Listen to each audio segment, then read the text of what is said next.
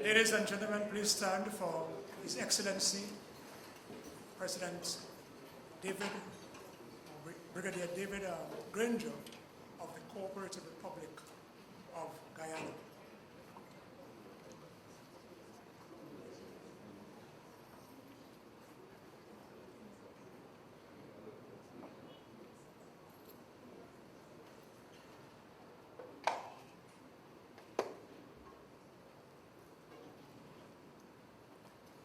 Please be seated.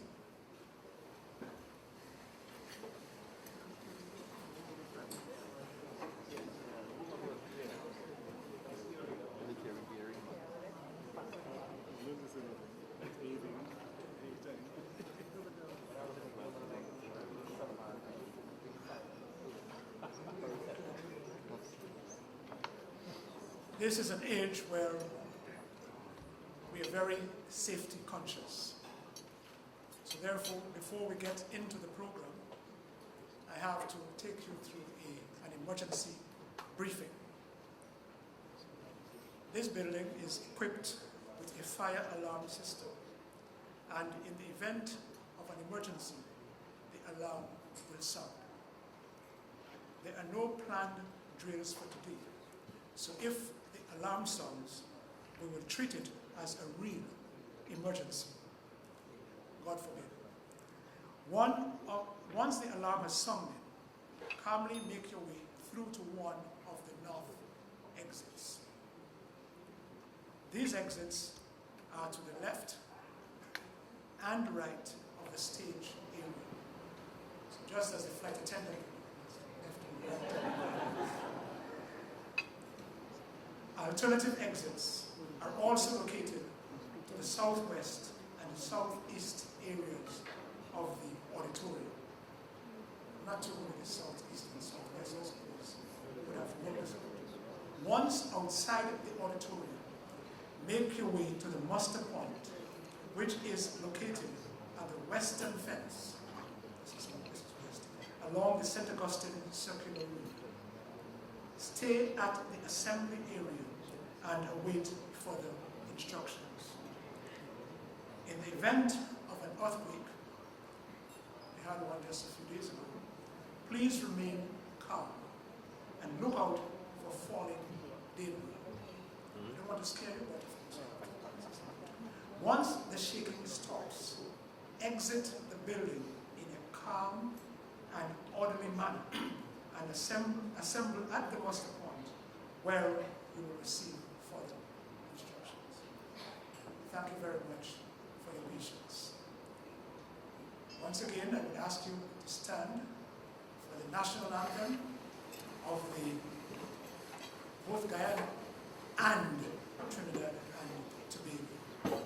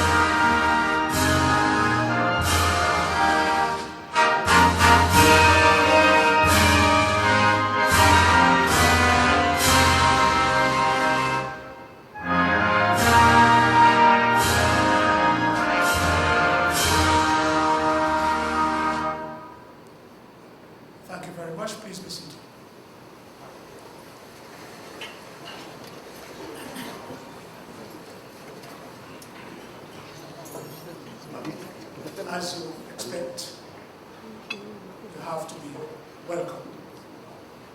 I am not going to be doing the welcome. This is going to be done by the director, Dr. Mark Curtin. I now have the privilege to invite Dr. Mark Curtin to the podium.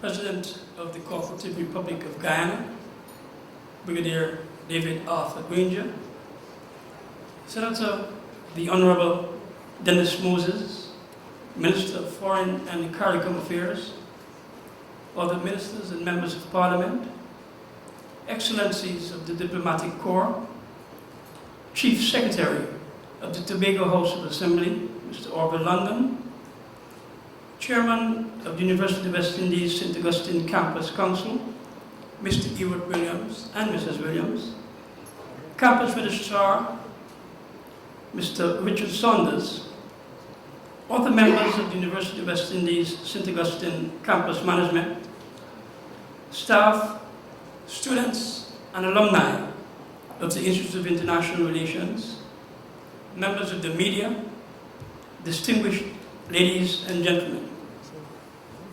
It is a distinct honor and a privileged duty for me as the Acting Director of the Institute of International Relations to welcome you tonight on this special occasion as we begin a series of activities in celebration of the 50th anniversary of the Institute of International Relations.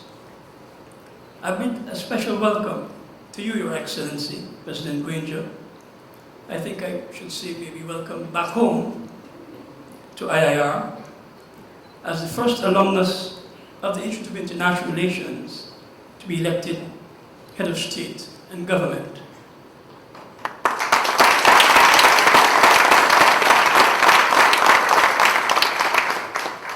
I wish also to pay tribute to the founders of the Institute of International Relations for their foresight and vision, and in particular to Dr. Eric Williams, then Prime Minister of Trinidad and Tobago, who, as a strong advocate and champion, a word resonating in the region this last week after some historic victories by both T20 teams, men and women,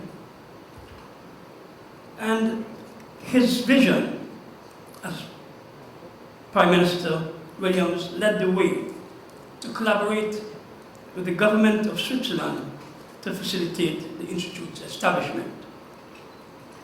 I also wish to pay a special tribute to the directors who have, since its establishment, shaped the institution's development over the years.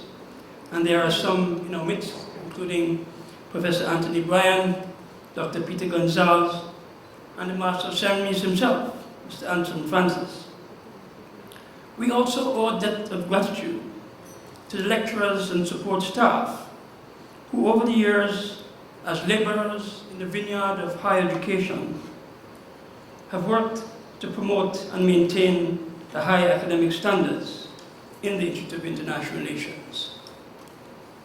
After 50 years, this period allows us to reflect on our achievements and to look ahead and plan for the future in an increasingly complex environment.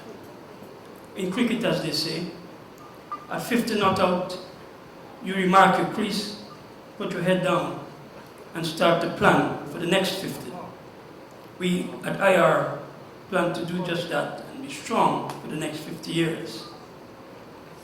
It is also a time for celebration and to reconnect. And we are indeed happy to see so many alumni and friends who've joined us this evening. The Institute of International Relations can be justifiably proud of its contribution to Caribbean international relations research and teaching since 1966, when it was recognized that as the region's small states gained their independence, they had to enter into an international arena properly grounded and with a clear understanding of the range of socio-economic and political issues which confronted the international community in general and the Caribbean small states in particular. With courage and conviction, the IIR has sustained this task and responsibility and has graduated more than 2,000 students who have served and continue to serve with distinction in the region and beyond. Indeed, in recent years, we've also delivered master's degree programs in Guyana and Suriname, and some of the graduates are with us this evening.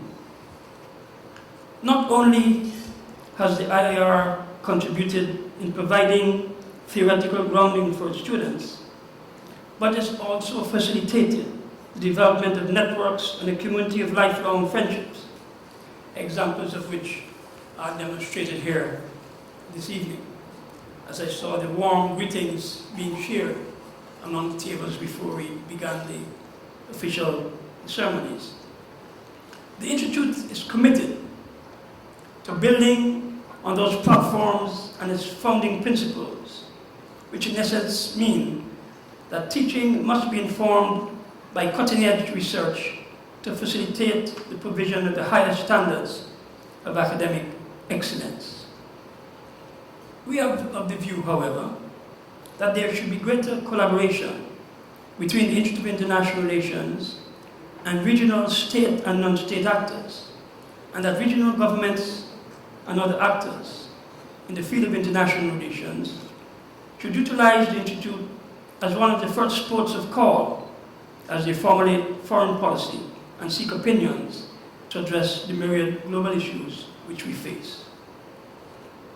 Tonight, Excellencies, distinguished ladies and gentlemen, as we celebrate this event, we've also sought to raise funds which will help to defray expenses related to our students' overseas academic development program. Each year, we add another dimension to our students' academic experience through visits to countries in the hemisphere, and a visit to Cuba is being planned this year. We therefore thank you most sincerely for your generous support through the purchase of tickets, which will certainly assist us in making the overseas training program a success. I hope that tonight will give you the opportunity to reconnect, make new friends, to network, and to share with us the spirit of pride and pleasure as the IIR celebrates 50 years of service to the Caribbean. Once again, a warm welcome, and may the great architect of the universe guide us through this evening's event. Thank you very much.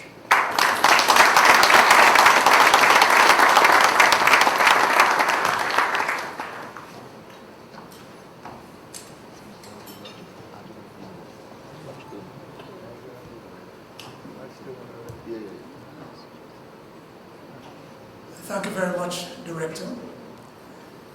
I particularly like the cricket analogy, but I thought that there was a tacit understanding that any cricket analogy should be left to me. However, but thank you very much, Director. Next, we'll have remarks by the Pro Vice Chancellor and Campus Principal, Professor Clement Sangat. Unfortunately, he's out of the country on university business. But he considered this occasion important enough that he decided that he would be in touch with us, availing himself of the modern technology. So we are going to have, however, he's promised, this is the point, he's coming in this evening, and he has decided to leave the airport straight, don't go home, and come directly to us. So hopefully, we'll be lucky enough to have him seen in the flesh in the meetings. I invite you for your remarks.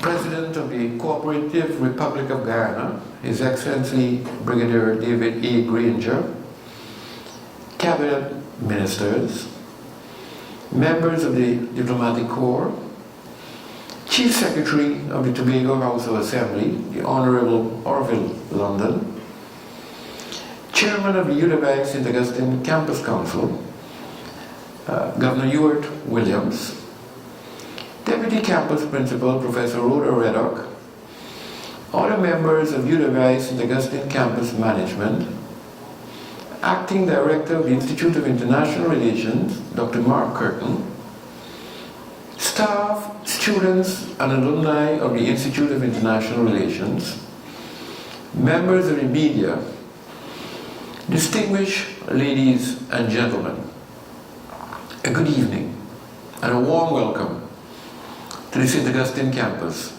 of the University of the West Indies.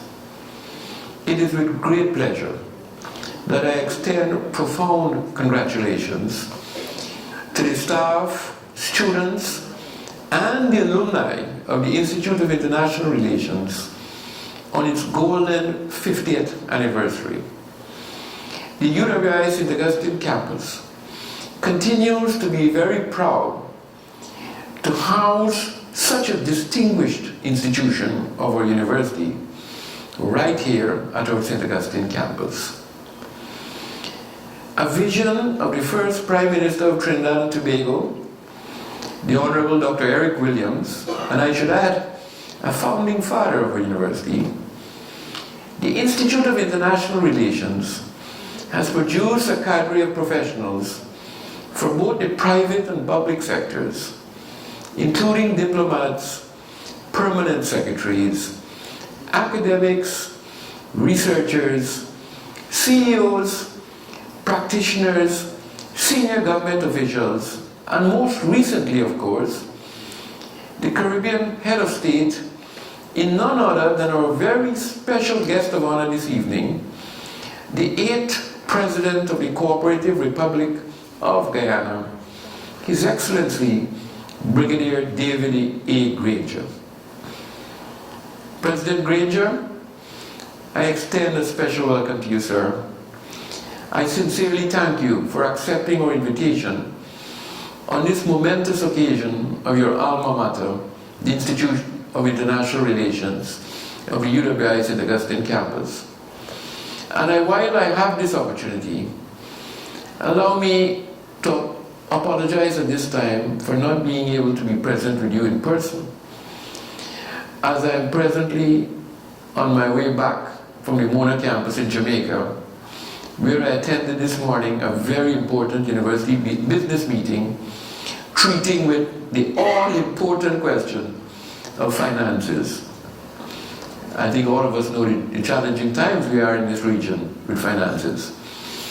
Nonetheless, I extend my best wishes to all of you who are gathered here, and especially the presence of our distinguished President of Guyana, but hope to be back later tonight, assuming that Caribbean Airlines does what it does best, get me back on time, to join you in celebration. Distinguished ladies and gentlemen, over the last 5 decades, the IIR has indeed grown both physically and academically. What began in 1966 as a single classroom with just about 14 students has blossomed into what we have today, a regionally and globally recognized institution with an annual average student population of 100 enrolled in postgraduate diploma, MSc, MPhil, and PhD degrees. 50 years from the perspective of international relations is a long time, and the world in which we live has changed significantly. It has become much more connected. New global leaders have emerged, but the complexity of the world we live in has increased considerably. While there has been human progress, several threats have also emerged, including, but not limited to, the financial calamities, financial challenges of the times in which we live, climate change, and the environment that is particularly threatening to our small island developing states in the Caribbean Sea, health, nutrition and diseases, but most frightening, in fact terrifying, the proliferation of terrorism. The work of our staff and students of the Institute of International Relations therefore becomes even more important today than when we were founded in 1966. The matter of the Caribbean regional integration movement, where we have come from and where we are going, including the concepts of convergence, should be central to the Institute's program of work at this time. I must say, the Institute must also be very proud of its new building, which has been recently constructed to house the recently established and much acclaimed Diplomatic Academy of the Caribbean, which I hope in years to come will be an iconic legacy of the IIR, the St. Augustine campus, and our university. I ask all of you who are gathered here today to really support the work of the Diplomatic Academy, to ensure its success, its sustainability.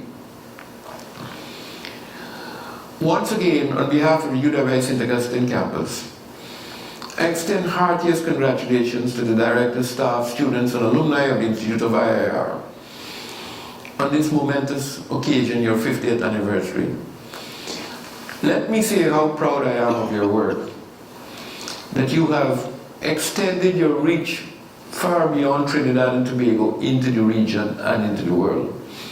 You have trained so many of our regional diplomats. I was proud as principal when we went into Suriname and we launched the IIR programs with the University of Anthem Become in Suriname.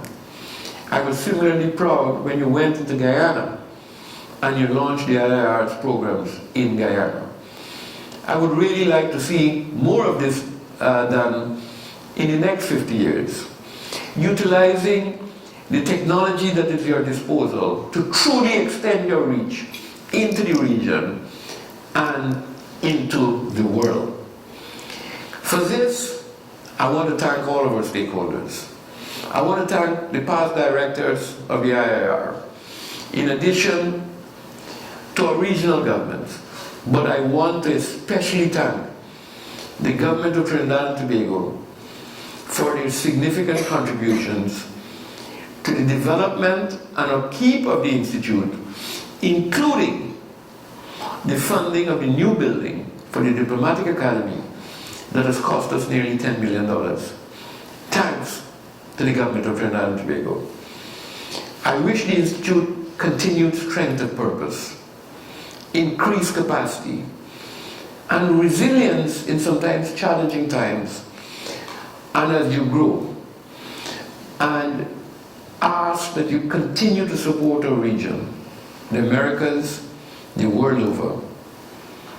Continue to serve well, because by serving well, you will ensure your sustainability. Best wishes, and may success come to all that you do in the future. Once more, congratulations, and thank you very much.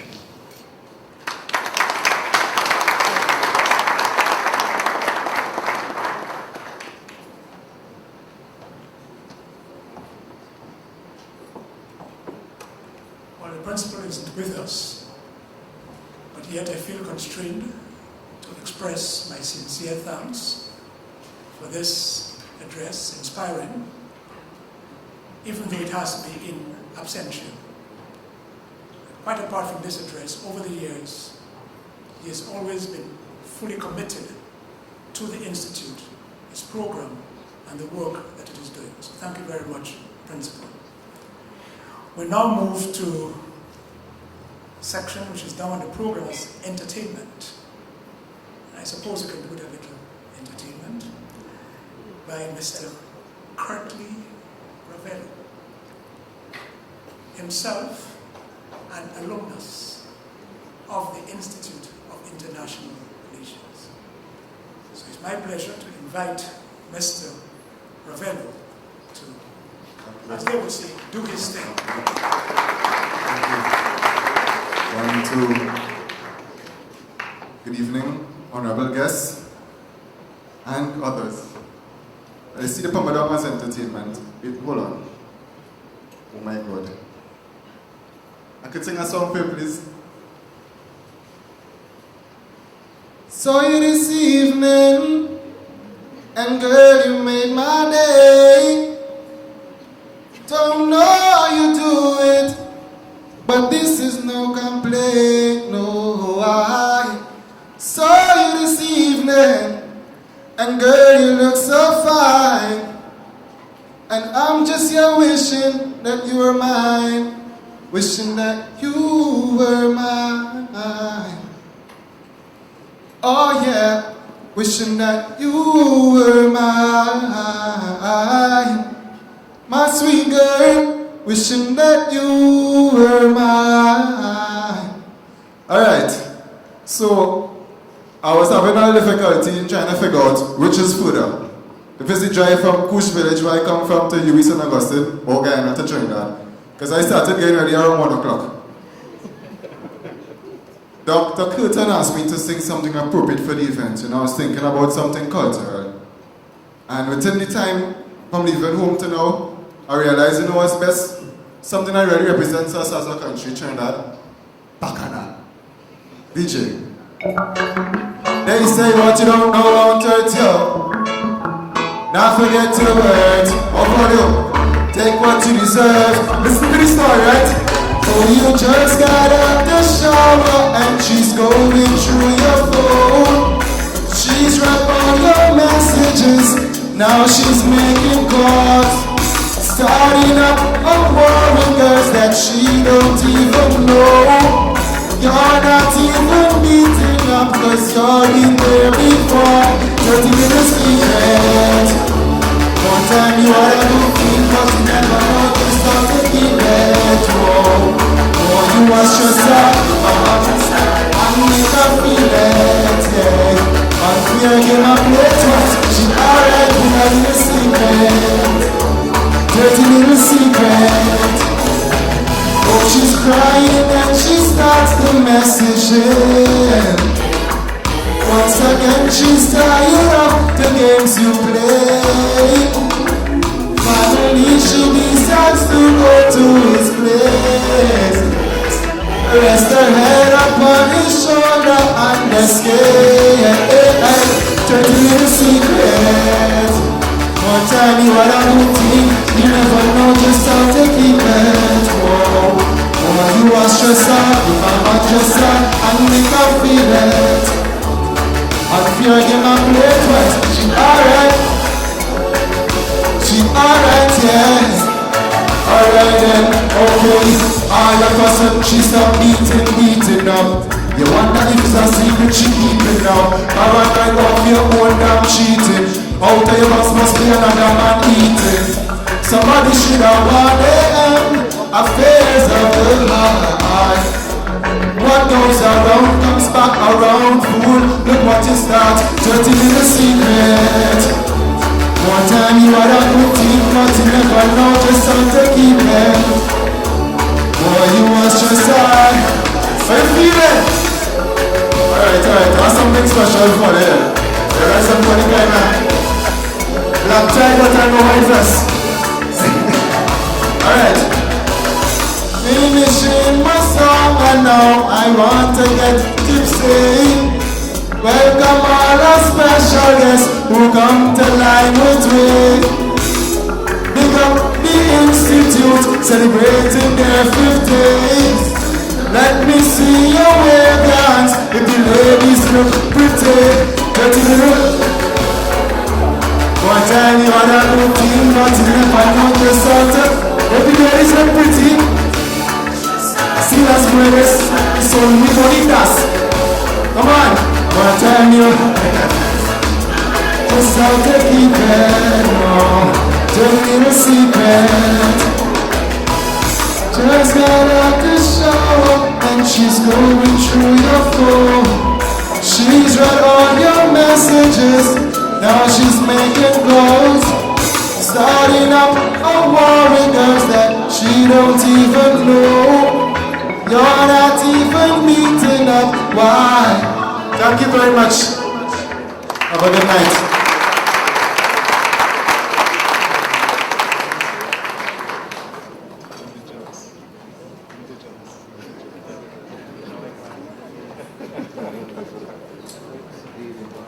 Thank you very much, Mr. Ravello. I would have liked to probably make a claim that we in some way might have contributed to this talent. But alas, there is no basis in fact for such a claim. Be that as it may, it must be conceded that you really did entertain us. Mr. Ravello, thank you very much.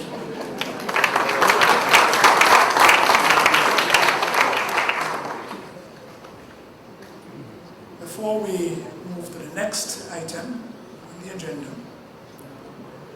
please permit me to acknowledge the presence of Dr. Mohini Miraj Sankat and the daughter of the principal. It's something that's been overlooked.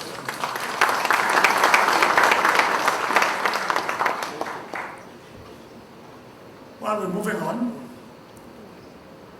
and Honorable Minister of Foreign and Caribbean Affairs of Trinidad and Tobago, Mr. Dennis Moses, is down to address us. But before I invite him to come to the podium, I would invite Mr. Yort Williams, Chairman of Campus Council and former Governor of the Central Bank of Trinidad and Tobago. Mr. Williams.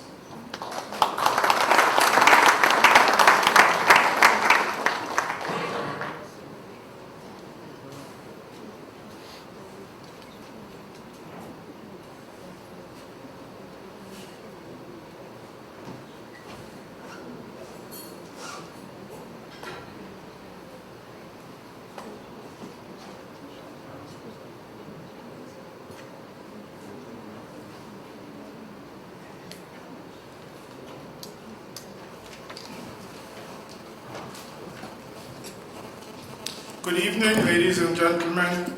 The pleasure is mine to introduce to you Senator the Honorable Dennis Moses. Mr. Dennis Moses was appointed a Senator and Minister of Foreign and Caribbean Affairs in September 2015. Prior to this appointment, Mr. Moses was the representative of the OAS General Secretariat in the Commonwealth of Dominica and in Guyana for 11 years. He also he served in Barbados as the Deputy Representative of the Inter-American Institute for Cooperation in Agriculture, and in other capacities in other countries for a total period of 6 years. In 1990, Mr. Moses joined the Commonwealth Agricultural Bureau at its headquarters in the United Kingdom. He later moved to Trinidad and Tobago as the regional representative of the Bureau. Mr. Moses has been a career diplomat with the Ministry of Foreign Affairs. He served at headquarters in Trinidad and Tobago and at the Embassy of Trinidad and Tobago in Belgium. He has studied at the University of the West Indies in St. Augustine and at the Universidad de Costa Rica. He has obtained a BSc degree in agriculture and an MSc degree in agronomy, and a postgraduate degree diploma in international affairs. It is my distinct pleasure to introduce to you Senator the Honorable Dennis Moses.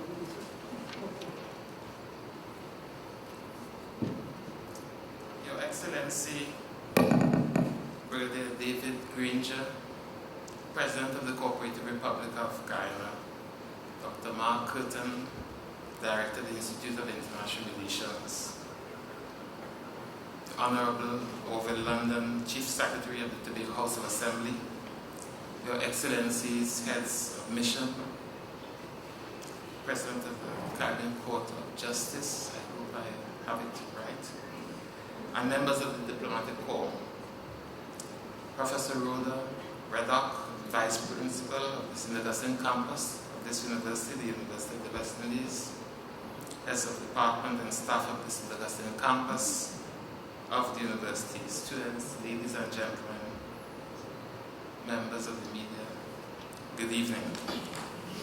I bring you the greetings and hearty congratulations of Dr. the Honorable Keith Rowley, Prime Minister of the Republic of Trinidad and Tobago, as we commence the 50th anniversary celebrations of the Institute of International Relations. Regrettably, the Prime Minister is unable to join you this evening. I convey to you his best wishes for a successful commemoration. It is an honor to address you briefly today as part of the Golden Jubilee celebrations of the IIR, and particularly so as a graduate of the Institute myself, in the presence of a distinguished fellow alumnus in the person of His Excellency, President Granger. Established through an agreement between the Government of Trinidad and Tobago and Switzerland, the Institute of International Relations has, since its inception, developed a name synonymous with excellence.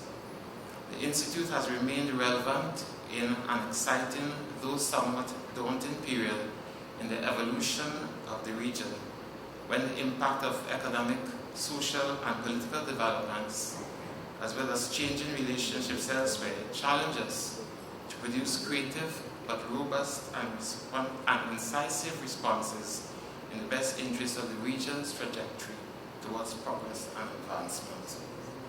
In the dynamic and the time-turbulent international landscape, we must therefore challenge our academic institutions to develop solutions, new partnerships, approaches to training the next generation of technocrats to help our countries keep pace with changes that can compromise our ability to thrive.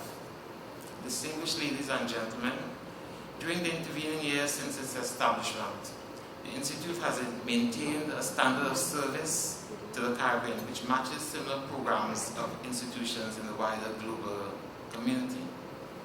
The Institute is also recognized for its contribution to the training and development of the region's diplomats, many of whom have served in regional and international organizations such as CARICOM, the Organization of American States, and the United Nations, creating a broad cadre of graduates who have, over the years, given and continue to offer distinguished service at the highest levels in our countries and organizations.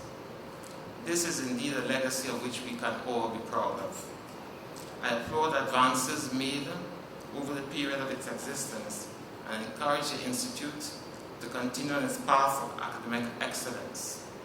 I also urge the employment of innovative approaches in the formulation of the programs of the Institute as it broadens its reach and influence in the development of our region.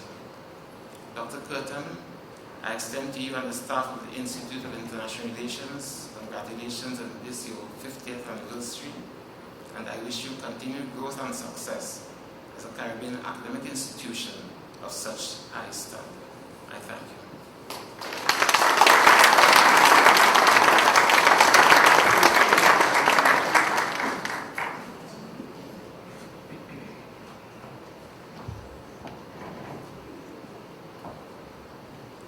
Thank you very much, Minister. We proceed.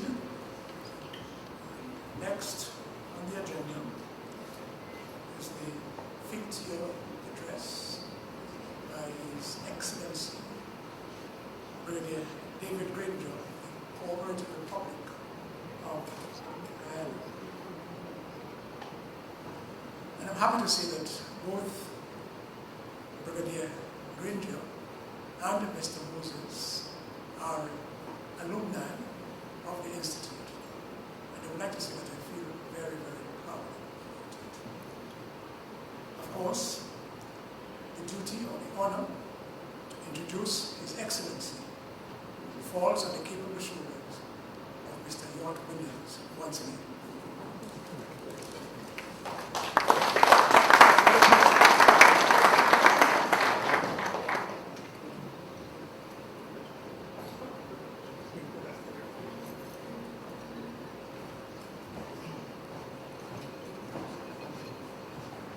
Ladies and gentlemen, I told you good evening already. And as the designated presenter, I am really honored to have been invited to introduce our distinguished feature speaker. His Excellency President David Arthur Granger is the 8th Executive President of the Cooperative Republic of Guyana. Born in Georgetown, President Granger attended Queen's College. After leaving Queen's College, where he was a member of the Queen's College Cadet Corps, His Excellency joined the Guyana Defense Force as an officer cadet in 1965 and was commissioned as a second lieutenant in 1966. He received his military training at the Mons Officer Cadet School and the School of Infantry in the United Kingdom, as well as the Jungle Warfare Instruction Center in Brazil and the Army Command and Staff College in Nigeria. He was appointed commander of the Guyana Defense Force in 1979 and was promoted to the rank of brigadier. In 1990, President Granger was appointed as National Security Advisor to the late President Desmond Hoyt and retired from the military service in 1992. The President is a graduate of the University of Guyana, where he received his bachelor's and master's degree, the University of the West Indies, where he received his postgraduate diploma in international relations, and the University of Maryland, where he was a Hubert H. Humphrey Fellow.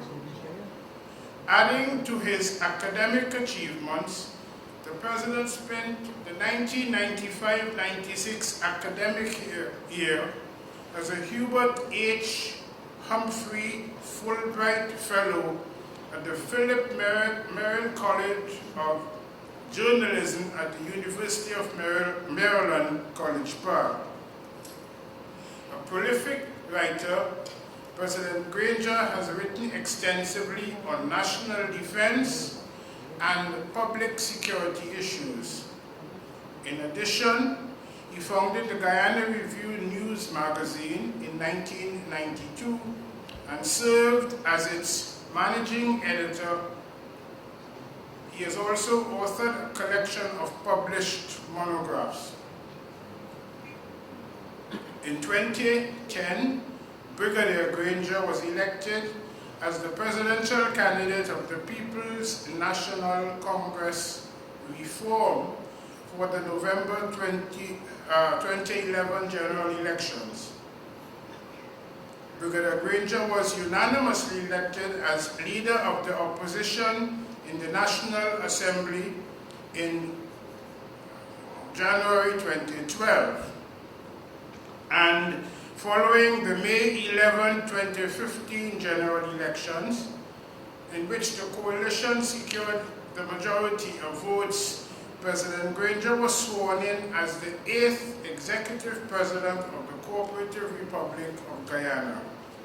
Ladies and gentlemen, it is a distinct honor for me to introduce to you our feature speaker for the evening, President David Arthur Granger.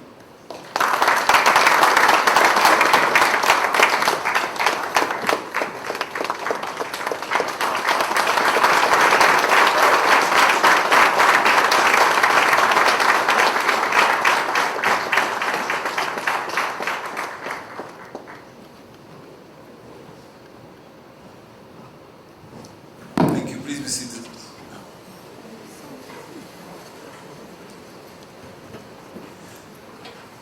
Senator, the Honorable Dennis Moses, Minister of Foreign and CARICOM Affairs, and any other cabinet ministers and members of Parliament, Chief Secretary of the Tobago House of Assembly, the Honourable Orville London, members of the Diplomatic Corps, Chairman of the U.W.I St. Augustine Campus Council, Mr. Williams, thank you for your kind introduction, and Mrs. Williams, Campus Registrar, Mr. Richard Saunders, Acting Director of the Institute of International Relations, Dr. Mark Curtin, other members of the U.W.I St. Augustine Campus Management, staff, students, alumni of the Institute of International Relations, distinguished ladies and gentlemen, members of the media. I was very happy to see my old teacher, Mr. Anselm Francis. When he taught, he would always mutter something about the Grenadines, St. Vincent of the Grenadines. And there was this edge in his voice. I thought he would have founded some sort of Grenadines liberation movement by now to unite with Grenada. I think he felt it was some sort of aberration of international law that the Grenadines were attached to St. Vincent, and he would just go on about this. So I hope one day the Grenadines are reunited with Grenada, and St. Vincent is no longer focuses in your international relations agenda. But I remember him dearly as our teacher, and his knowledge of the law of the sea, his knowledge of international law is really vast, and I'm glad he's here rather than leading that liberation movement, I think. So please keep him here, Trinidad. This evening I'm happy to return to St. Augustine campus, and particularly to offer congratulations to the IIR on its Golden Jubilee. Of course, it's the Golden Jubilee in Guyana as well. 1966 was the year we got independence, and Barbados, as you know, got independence in 1966 as well. But being here brings back a lot of memories for me, and I'd like to thank the director of the Institute and also the principal of the campus for giving me the opportunity to return. I used to live in Curep, and there was a hole in the fence. And when you were late for classes, you couldn't come through the main gate. You went through the hole in the fence. It was very, I hope that people didn't take a photograph of the president of Guyana and the students. But my memories are pleasant. I am proud to be an alumnus of this institute. The lessons I learned in the IIR lecture rooms and in the library have followed me into an adjunct professorship I had in the National Defense University in Washington, D.C., and into the presidency of a Caribbean state, Guyana. I have never forgotten those lessons, and I never will. They made me feel more Caribbean. They made me think Caribbean. They made me see Caribbean through different eyes, different lenses. And I'm very emotional about IIR, and I'll always be grateful for the inspiration and the experience that I had in this campus. I'm more honored this evening to have been asked to deliver this feature address in commemoration of your Golden Jubilee.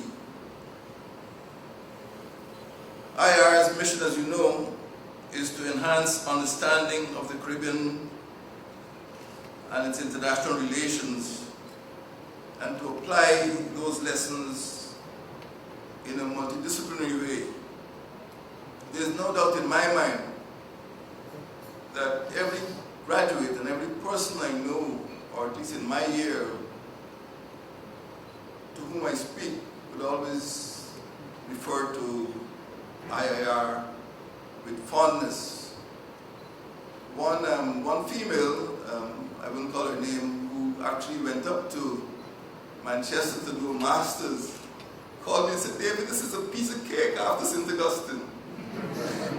After doing a postgraduate diploma in IIR, she felt doing a master's in international relations in Manchester was a piece of cake. So that is what your alumni thought of IIR, Mr. Director. It was tough, but it was memorable. IIR, as you've heard, was established at a time when the countries of the Caribbean were now becoming independent. In fact, only two were independent, Trinidad and Tobago and Jamaica, and as I said, Barbados and Guyana became independent the very year IIR was established in 1966. We were just coming out of the shadows of colonialism, preparing to step onto the international stage. And IIR therefore played a very important role in preparing the new states of the Caribbean to play their roles in the international arena. It was an example, in my view, of the capacity, the intellectual capability of an institute which could produce world-class diplomats. And up to now, I'm happy to say that it is a testimony of Caribbean genius, of Caribbean intelligence, of Caribbean talent. So I'm very happy to be here to wish you a happy birthday IIR. This evening, my remarks would touch on an area which I feel was neglected, but when I was studying here, and I spent a lot of time in the library studying matters which were not directly related to the syllabus, which might have been reflected in my grades. Once upon a time in the West Indies, almost 40 years ago, on the 6th of October 1976, 11 Guyanese were among the 73 passengers who were blasted out of the sky off the west coast of Barbados. The Anglophone Caribbean had its 10-6. Many people remember 9/11, but in Guyana we remember 10-6. The 6th of October, the Anglophone Caribbean was the victim of the deadliest terrorist attack in the Western Hemisphere up to that time. The Cubana flight CU-455, in which they were traveling, had originated in Guyana. It then went to Trinidad, then went to Barbados, with the intention of heading to Jamaica before terminating in Cuba. As you remember, 11 minutes after it took off in Barbados, it was blasted out of the sky. It was no coincidence that the prime ministers of the same four Anglophone states, Barbados's Errol Barrow, Guyana's Forbes Burnham, Jamaica's Michael Manley, and Trinidad and Tobago's Eric Williams, had made the courageous decision to establish diplomatic relations with Cuba in December 1972. And their diplomatic démarche might have made their citizens targets for this terrorist attack. The Caribbean is a complex region. Set aside the major sea lanes of commerce and communication between North and South America, it is one of the most balkanized regions on Earth. The Caribbean used to be called the cockpit of Europe, and the evidence of cockfights is still visible everywhere. The names of admirals, of buccaneers, of conquistadores, of privateers, and of pirates litter the states of the Caribbean. The Caribbean comprises a variety of distinct jurisdictions, many of them with asymmetrical relationships with the big powers, France, the Netherlands, United Kingdom, and United States of America, all of which still I have to be careful. All of it still have relationships with Caribbean states. And of course, we have the Circle Caribbean, where the middle powers, Colombia, Cuba, Mexico, and Venezuela exist. And these middle powers have the ability to influence regional relations moderately. And of course, welcome.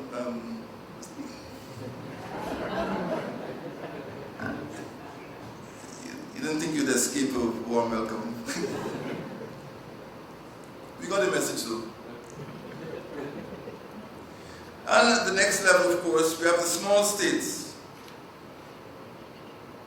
which are countries like Guyana and Trinidad and Jamaica and Barbados, which exert little or no influence on international affairs.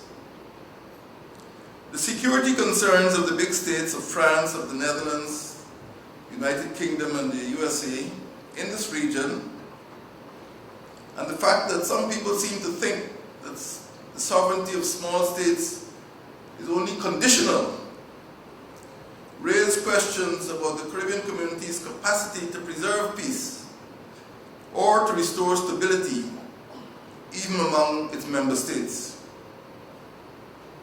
Heed, therefore, should be paid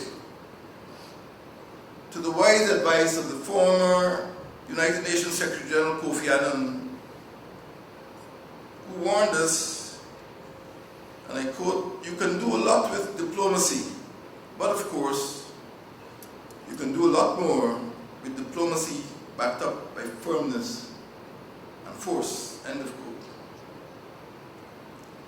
The small states of the Anglophone Caribbean, many of which are economically challenged, are geographically scattered over more than 2.5 million square kilometers of sea space. Many of them are not only vulnerable to threats to their security, but they're also incapable of responding to those threats on their own. Collective action is not only necessary, but given the scarcity of human and financial and technical resources, is the only means at our disposal to address the multiplicity of security issues. There are many old threats which you know. I mentioned one, the terrorist attack, blowing the Cuban Airlines out of the sky. But there's also been invasion, insurrection, intervention, mutiny, maritime disputes, and secession. Territorial claims and coup d'etat still threaten our region. And of course, there are new threats in the forms of transnational crimes, narcotics trafficking, gun running, money laundering, and illegal migration. These threats have been aggravated by other social aspects of crime, such as deportation from metropolitan countries of criminals who might have no cultural or familial links with or in the small states. And at present, there is a tragedy like an abscess where people have been removed from the Dominican Republic and forced into Haiti. But they're not Haitians. They don't know anybody in Haiti. They speak Spanish. They sing Spanish songs. They were born and educated and they grew up in the Dominican Republic.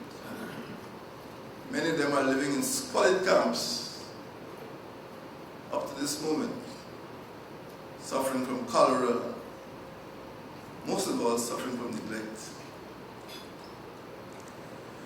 The variety of threats faced by countries in the Caribbean, I think, should be examined, and I hope very briefly. I know you're waiting for dinner.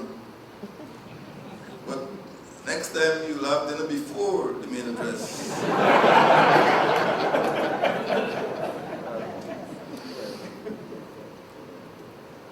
49 years ago, in 1967, the residents of Anguilla, I think they might have numbered about 6,000 then, voted to secede from the colony of St. Kitts, Nevis, Anguilla. There was an unsuccessful attempt at diplomacy, and remember Kofi Annan. There was an unsuccessful attempt at diplomacy by the 4 independent Commonwealth Caribbean states, Barbados, Guyana, Jamaica, and Trinidad and Tobago,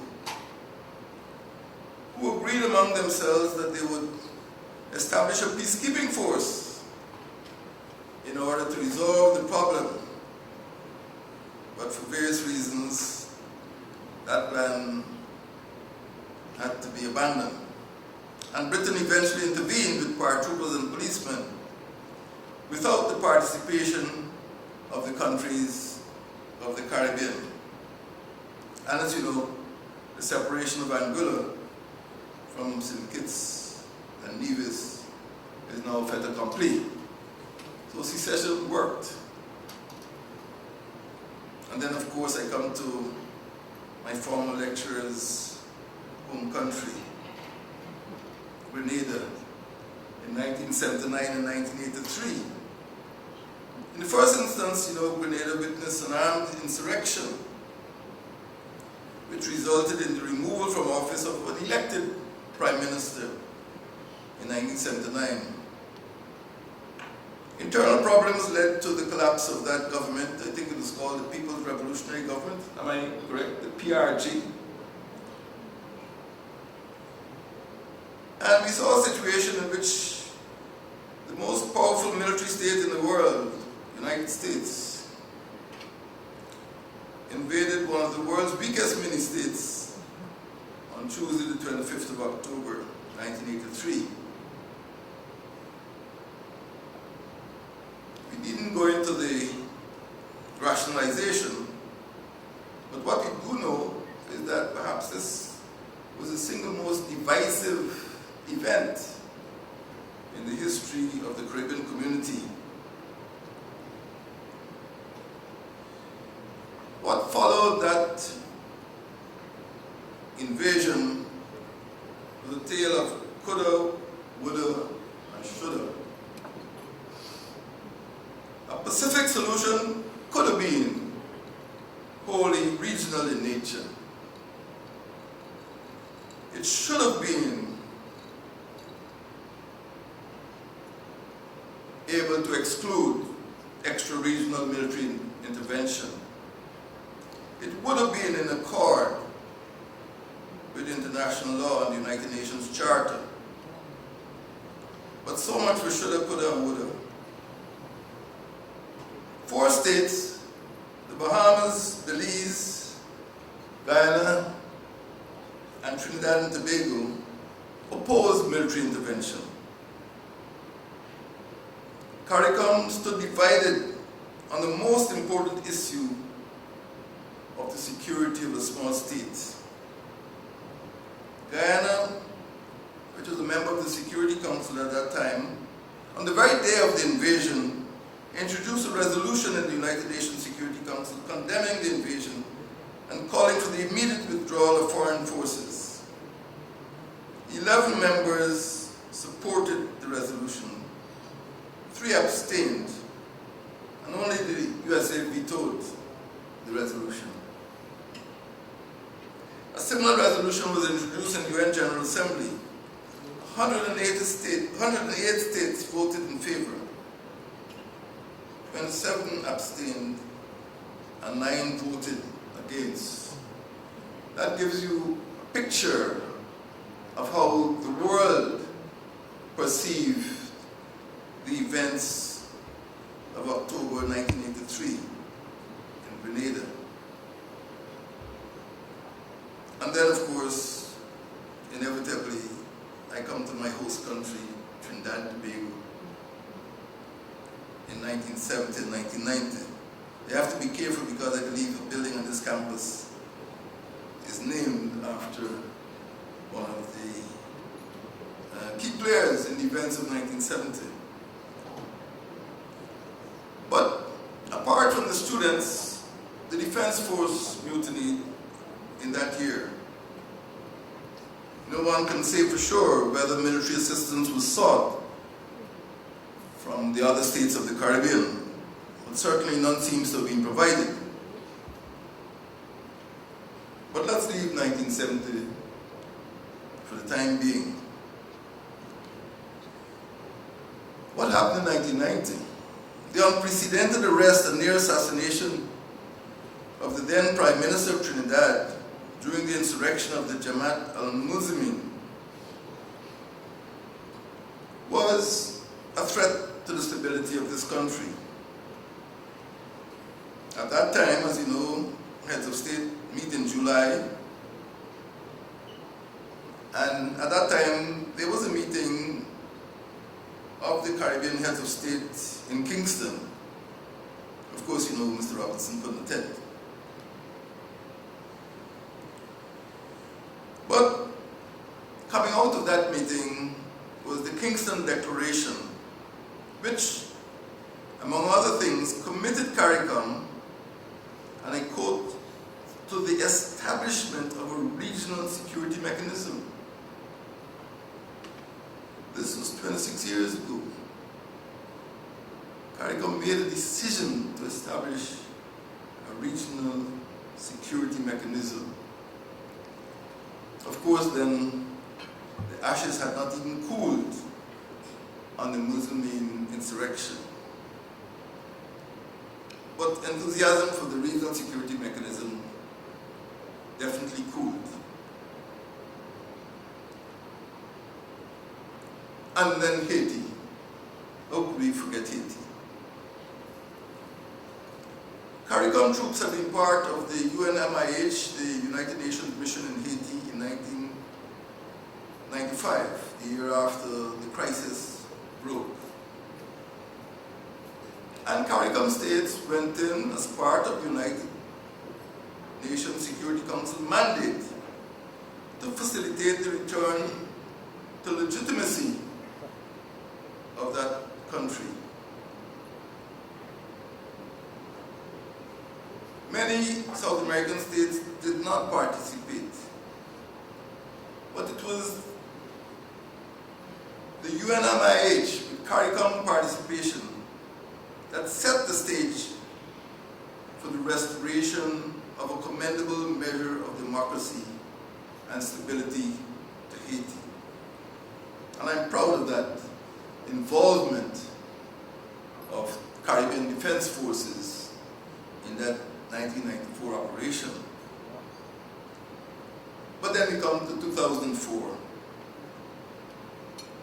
And the Caribbean community could not respond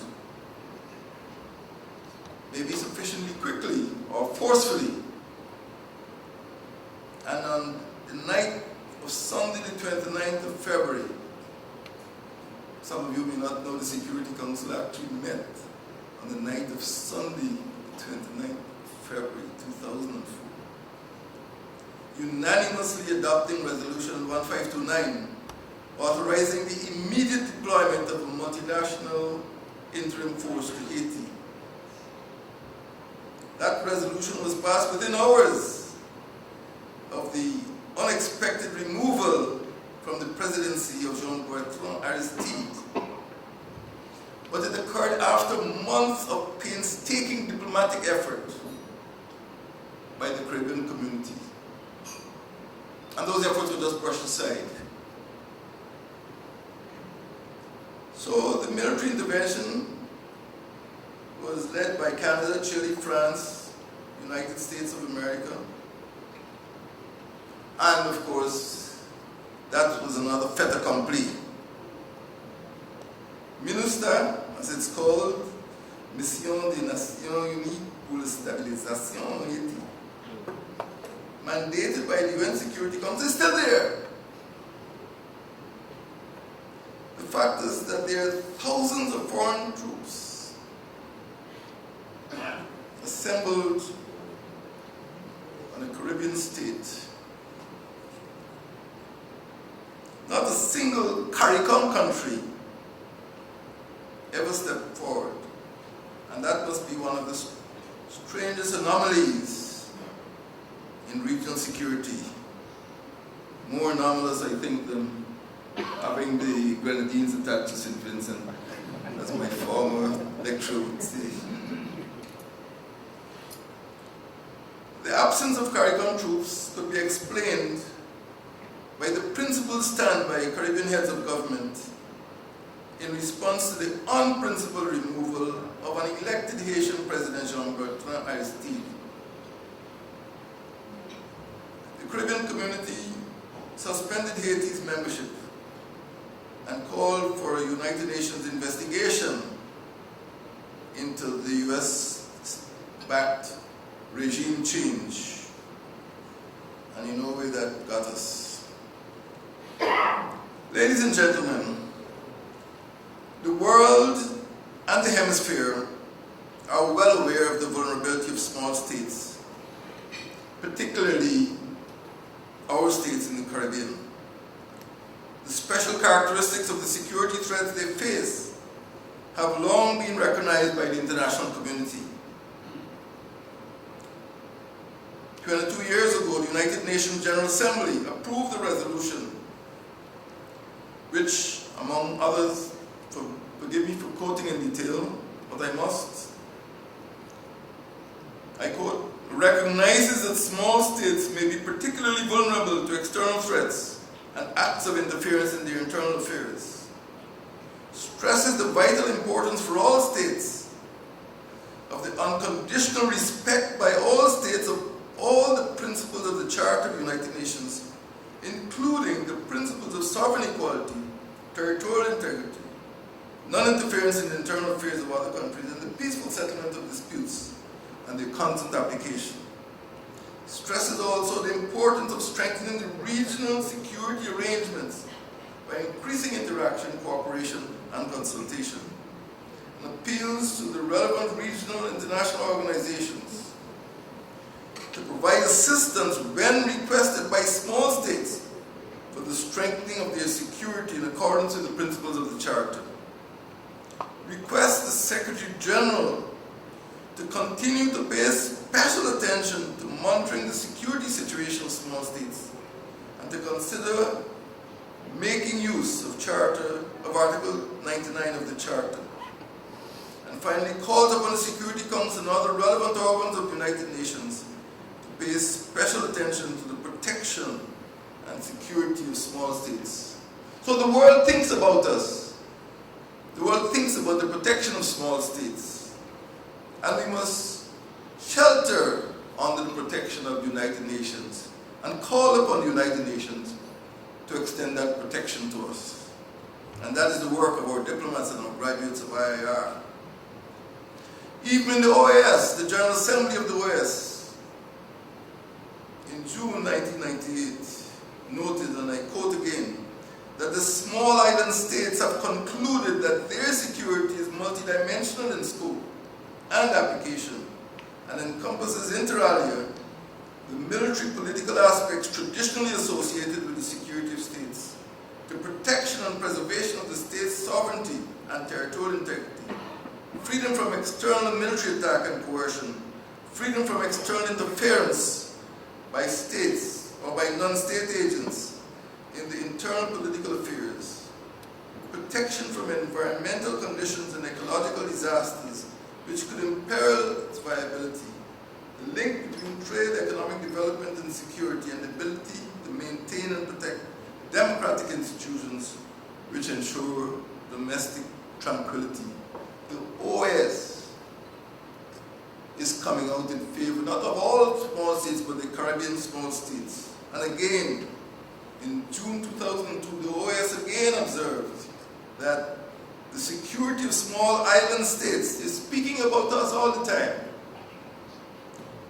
The security of small island states has peculiar characteristics which render these states especially vulnerable and susceptible to risks and threats of a multidimensional and transnational nature, involving political, economic, social, health, environmental, and geographical factors.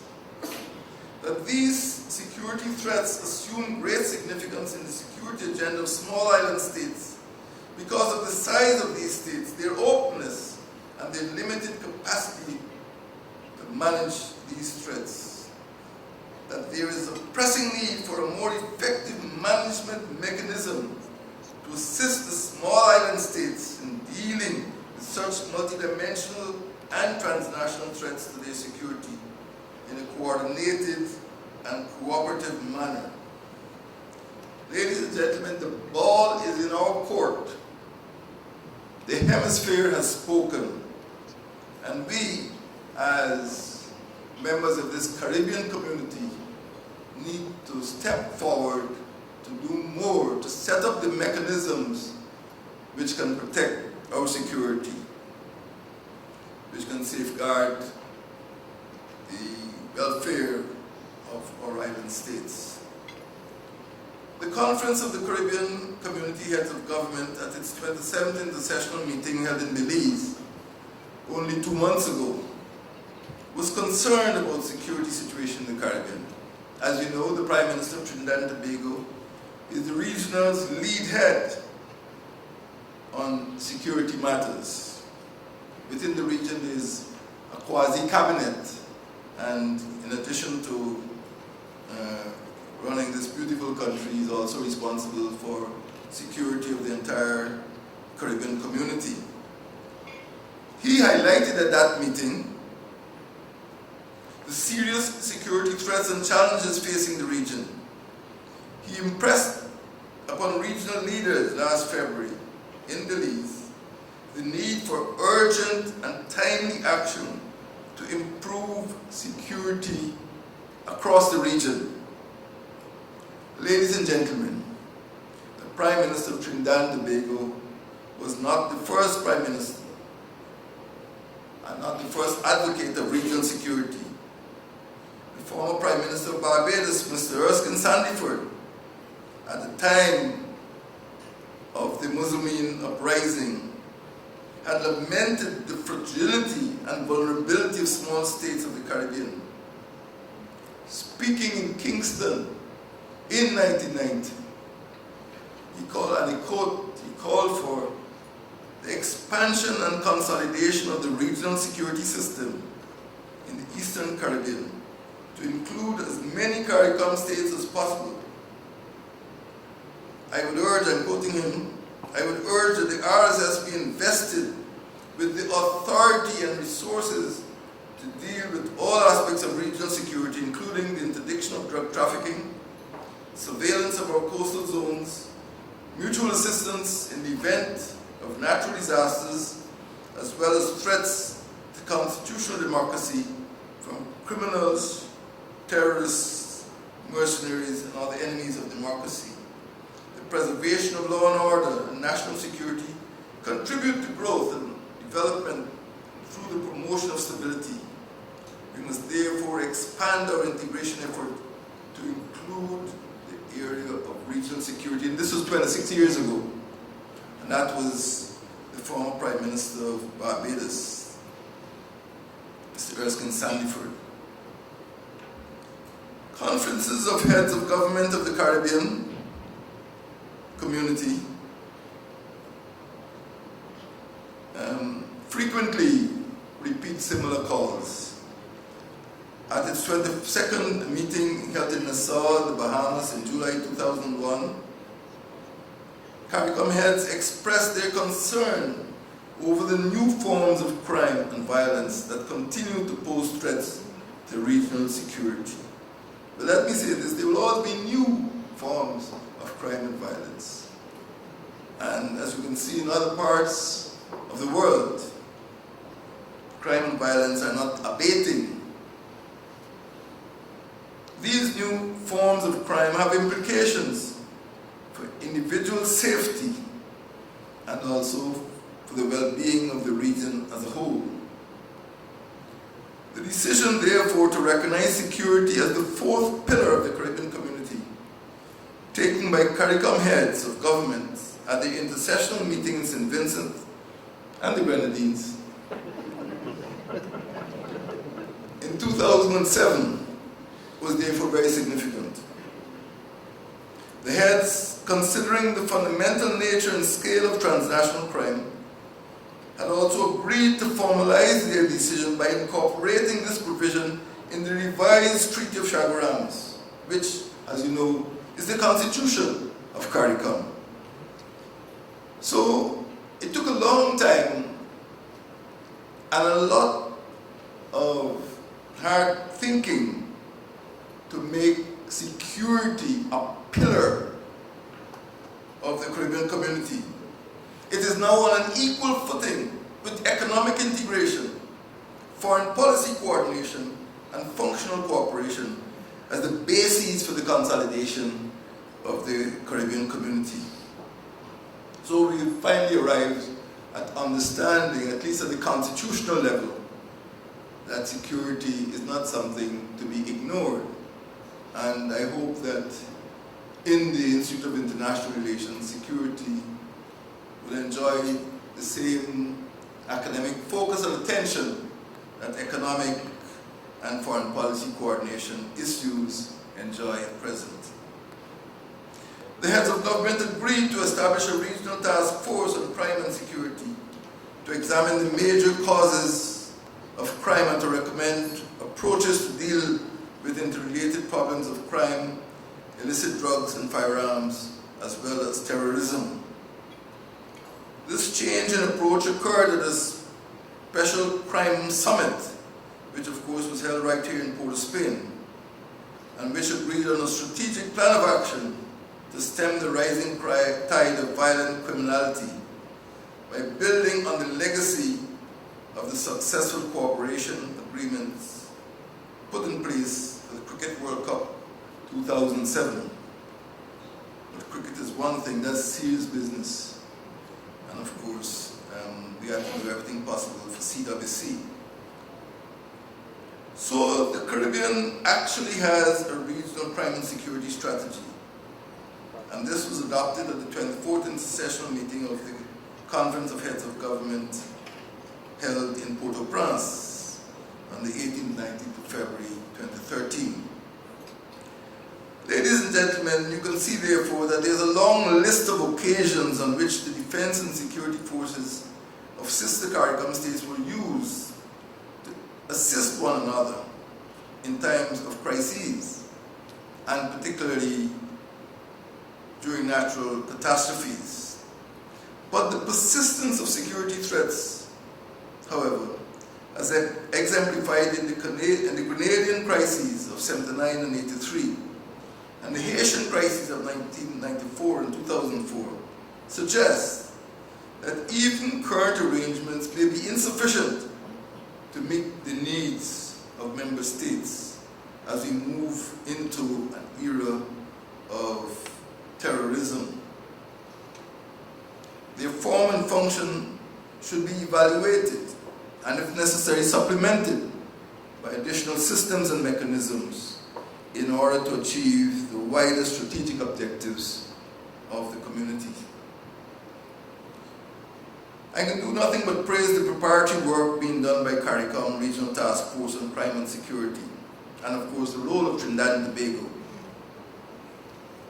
The existing systems such as RSS has a role to play, but for some reason, and I hinted at that reason, the RSS has never been embraced by some of the larger states in the community.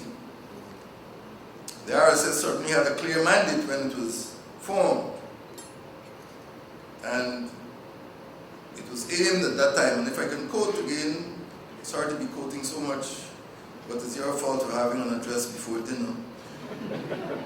And I quote, "The purposes and functions of the system are to promote cooperation among the member states in the prevention and interdiction of traffic in illegal narcotic drugs, in national emergencies, search and rescue, immigration control, fisheries protection, customs and excise control, maritime policing duties, natural and other disasters, pollution control, combating threats to national security, the prevention of smuggling, and in the protection of offshore installations and exclusive economic zones." I don't want to go there tonight, but as you know, these issues still persist as recently as July last year. And I'm very grateful to my colleague heads of state and government for siding with Guyana in rejecting an outrageous decree by the Bolivarian Republic of Venezuela to annex the larger portion of Guyana sea space. But that decree also chipped into the exclusive economic zones of half a dozen other Caribbean states and Venezuela because of the collective action of the Caribbean states at last July under the guidance of Prime Minister Francis Stewart, was obliged to withdraw the decree, but they issued a new decree which was equally offensive to Guyana. And for those of you who like these conspiracy theories, please bear in mind that the decree was issued on the 26th of May, which is the day of my inauguration. So President Maduro didn't miss an hour by issuing that decree. CARICOM, therefore, in spite of the treaty which established that organization, the RSS, has not been able to mold or craft a mechanism which is capable of dealing with the regional peace and security issues which have emerged from time to time. Not only is the RSS heavily dependent on foreign assistance, but regrettably, most of the CARICOM states have not become signatories to that treaty. CARICOM, however, may find that it is no longer optional, but obligatory to establish a system of common or collective security if it is to preserve peace and ensure stability and the economic prosperity of our community. Trinidad and Tobago's Prime Minister, who fortuitously is lead head of government with responsibility for regional crime and security issues in CARICOM, has been the bellwether of security cooperation in the Eastern Caribbean. And I must pay tribute to Trinidad, not because I'm anticipating dinner, but because Trinidad has borne almost single-handedly the expense for hosting several security agencies, including the Implementation Agency on Crime and Security during Cricket World Cup. Security arrangements for that event work well and provide a matrix for an emergent security regime. The inauguration of the single domestic space, for example, albeit among only 9 Caribbean community member states, was a unique invention that accorded Caribbean citizens of any nationality freedom of movement, an unintended consequence of a fundamental feature of the CARICOM single market and economy. The legal infrastructure provided for a raft of facilitation measures for immigration and cooperation in policing. The institutional architecture erected for Cricket World Cup. Remember, I'm just talking about cricket, I'm not talking about security. I'm just talking about cricket, and that's important. Security is something else. The legal infrastructure provided for a raft of facilitation measures. And the operational planning, communications, information sharing, which were all put in for CWC, were very effective. But unfortunately, some were victims of sunset legislation and have lapsed. I recommend that those measures be revisited and adopted, upgraded, expanded, and put on a permanent basis. The lessons of the arduous preparation and subsequent successful execution of security operations during Cricket World Cup should not be wasted. They did produce a template for regional security cooperation for major international events. That experience, as you know, contributed in no small measure to the security operations for the 5th Summit of the Americas held right here in Trinidad and Tobago. But, ladies and gentlemen, regional security cooperation must move beyond events management The sun has set on the new stadiums, and the applause, apart from graphic, the applause has subsided. Member states should not exhaust their enthusiasm for security cooperation. There needs to be fresh thinking and new resolve to move from chronic ad hocery and place these splendid short-term security expedients on a permanent organizational footing. Tonight, forgive me if I've spoken a lot about the past, but my real concern is about the future of the community, the future of our citizens, and the future of our children. Will we bequeath to them a safe life in a secure community? The security situation in the Caribbean will not improve of its own accord. We have to make it happen. Given the events in other parts of the world, the threat of transnational terrorism, just as we were warned 40 years ago, in 1976, we were warned. We ignored the warning. If people had taken aviation security seriously in 1976, we would not have had 9/11. But in 1976, it was just 11 Guyanese. So we dropped the ball, or at least somebody dropped the ball. Let it not happen again. Let us not forget those lessons of the past. We need a security system to be able to respond to the new security problems facing the regions. The lessons of the past should teach us to prepare for the future. A security system is the vehicle to pursue collective security. Individual countries of this community cannot on their own overcome threats posed by territorial claims, by transnational criminal networks, even by public health epidemics, and of course, as you know, environmental jeopardy. What would have happened to Grenada during Hurricane Ivan if there was no Trinidad and Tobago Coast Guard? Can you imagine? Everything broke down. Government, food, law and order, health.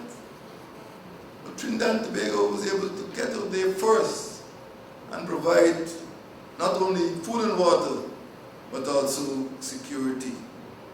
We need one another, and we need to establish a mechanism to make sure that no Caribbean state is ever left alone without the support and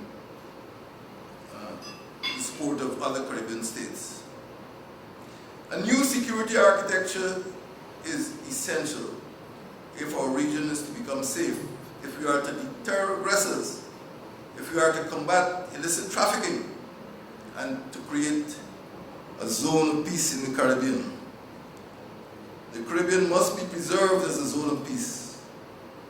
It must become a zone in which the territorial integrity and sovereignty of each and every state are respected, where new security threats are extinguished, and where our children can play in parks without fear of being victims of gangland violence, where young people are not seduced into drug trafficking and gun running.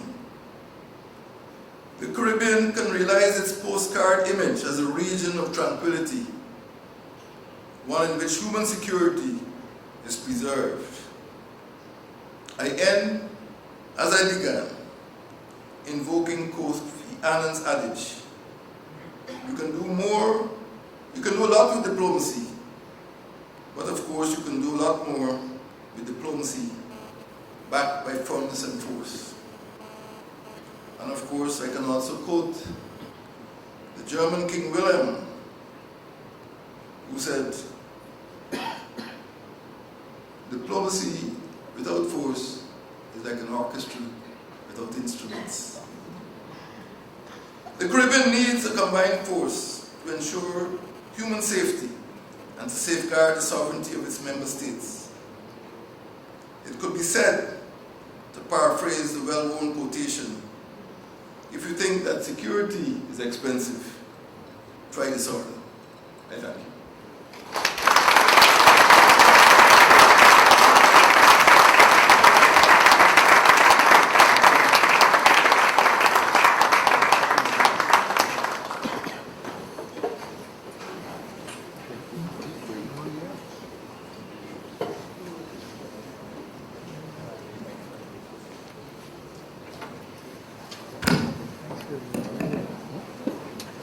Thank you very much, Excellency. The Principal, Pro-Vice Chancellor of the campus, has joined us. I think earlier I also saw the Deputy Principal, Professor Reddock. So let me extend a very warm welcome to you. The Principal has a presentation which he would like to make to His Excellency, Brigadier David Granger. So I now invite the Principal.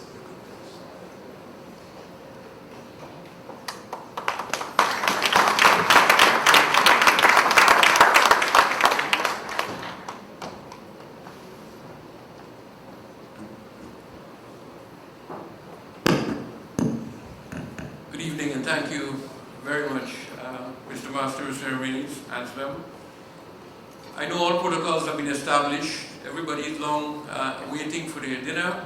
I just wanted to recognize our chief guest and our featured speaker this evening, His Excellency Brigadier David Granger, President of the Cooperative Republic of Guyana.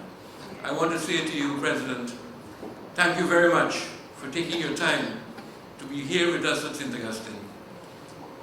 I think most of you will recognize to have a head of state leave his country to spend a day and to spend a night with us at the University of the West Indies is something very special.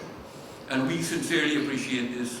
President, we owe you a big debt of gratitude, and I ask you, call on any time, myself, or my other countryman, Mr. Curtin, and we will try to see how we can support your cause in Guyana. You know, I was in Jamaica yesterday.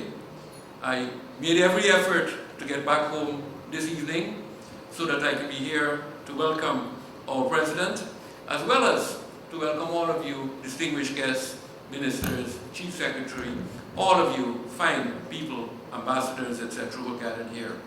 If there was one day I wanted to get back home very quickly, was today from Jamaica. Not only to welcome our President and all of you are distinguished guests, but it was a final finance meeting of the University Grants Committee at Mona. And all our regional governments were present. This was the final meeting, looking at the budget for 2016-2017. Well, when it came to St. Augustine, and of course we know the environment in Trinidad and Tobago, it was a good time to run. And as they may say, the principal duck and run, because the bouncers began to fly a little bit there, and I left my Vice Chancellor to treat with them. I will of course be speaking to my colleagues when the dust settles and share with them what I learned. But of course, the University of the West Indies continues to do great work as it moves to its 70th year, and congratulations to the IIR on its 50th anniversary. So as a small token of our appreciation to our very distinguished President, I'm going to give him a little gift as a token of our appreciation. President, I know this is a time when you're also looking to celebrating the 50th anniversary of Guyana's independence. I still remember the night in 1966. I was a little boy at Queen's College, our common school, the best in the Caribbean at that time. And still, now I see it's getting right back up there, Queen's College. It was a time of tremendous hope. I hope you have great celebration.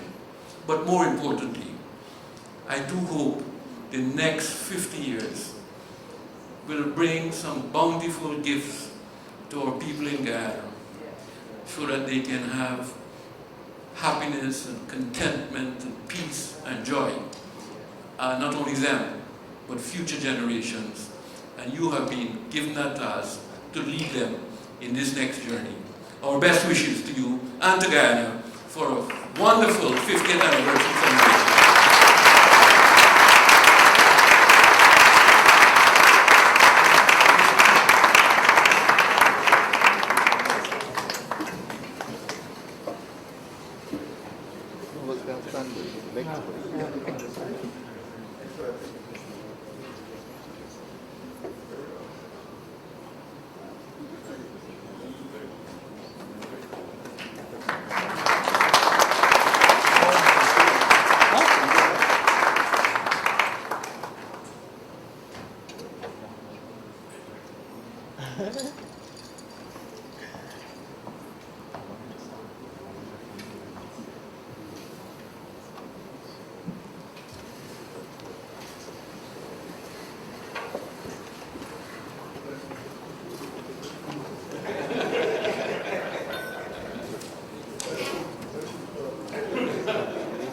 Excellency, ladies and gentlemen, we've gotten to the end of this part of the proceedings.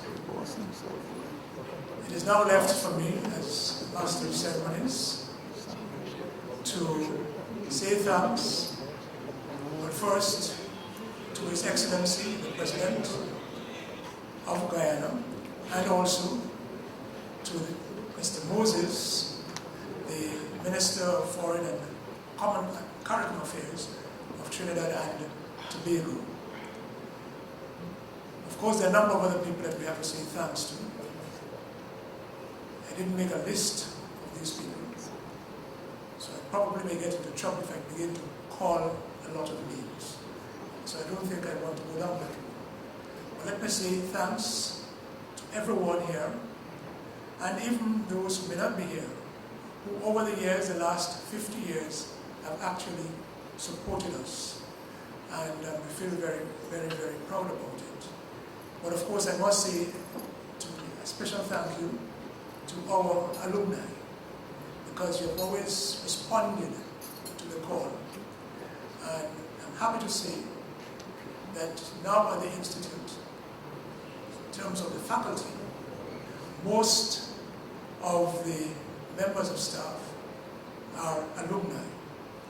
And Professor Reddock and Professor Mohammed, you'll be proud to know that the majority of them are female. So we have done something good. We have engendered international relations. So thank you very much. Thanks to everybody.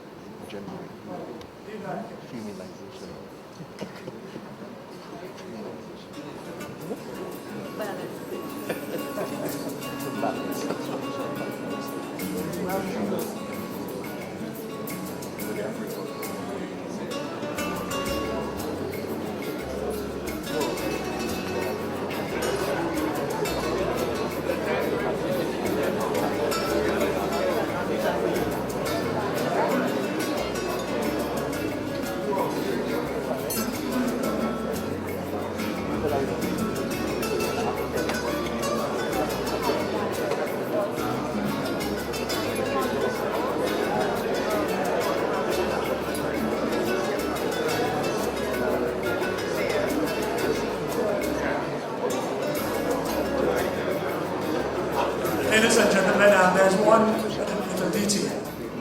I've just been told that the soup will be served. Everybody will be served soup. Of course, table one will be served everything. But after the soup, then of course, we'll have the buffet.